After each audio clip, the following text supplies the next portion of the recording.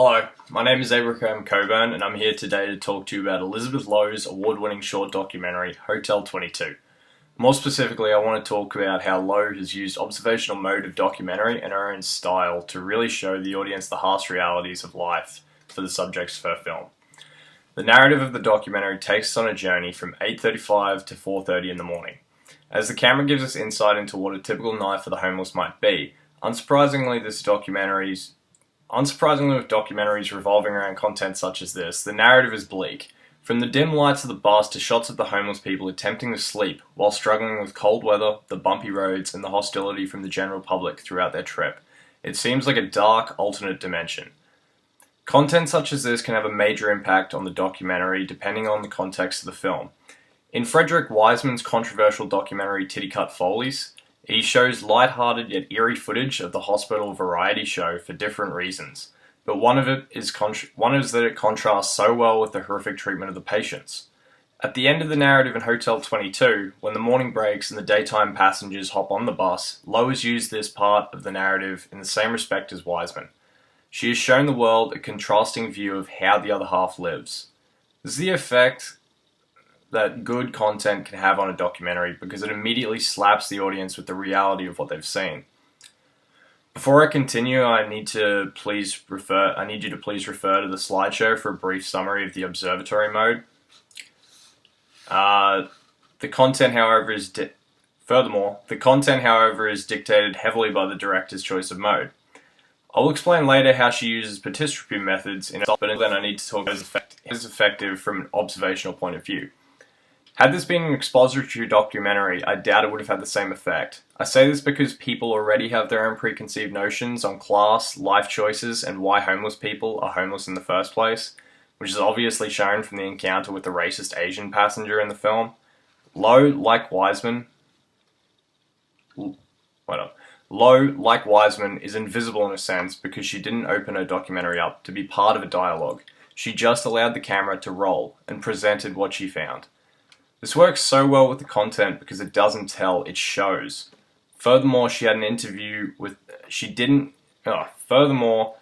she interviewed the homeless and they described the horrors of living on the streets, the audience may have lost focus slightly, because this is not new information.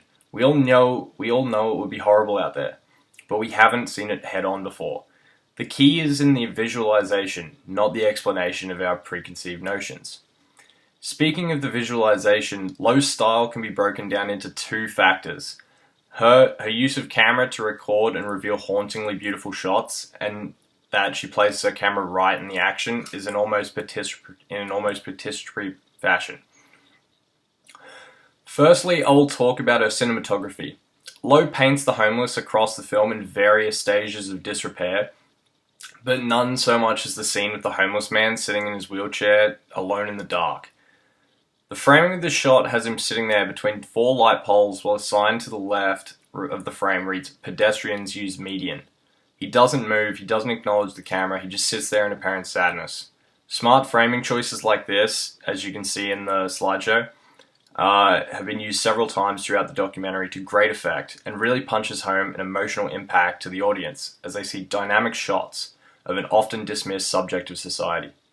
Secondly, the way she places her camera in plain sight of her subjects is almost participatory, but often the subjects forget it's there, which adds a more up-close and personal element to Lowe's films.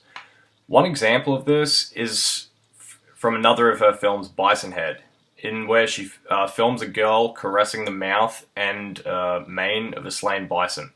Off-putting to most, but extremely intimate because of her proximity. Her style of using these confronting shots is what best defines her short documentaries, and in Hotel 22 it is no different. With the camera in his face, the old man in the wheelchair is poised for a fight against a man who is racist towards another homeless woman on the bus.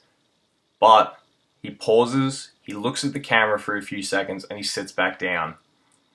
The bias of how real people can act differently in front of a camera must be acknowledged for this reason.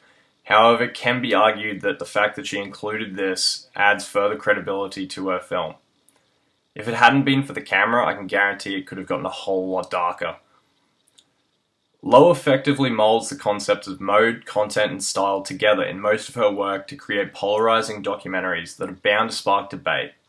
Ultimately, what is done, however, is raise awareness for complex issues, and it can be argued that considering she normally works with short documentaries, Lowe manages to effectively convey these themes in an unbiased way with skill and class. Thank you very much.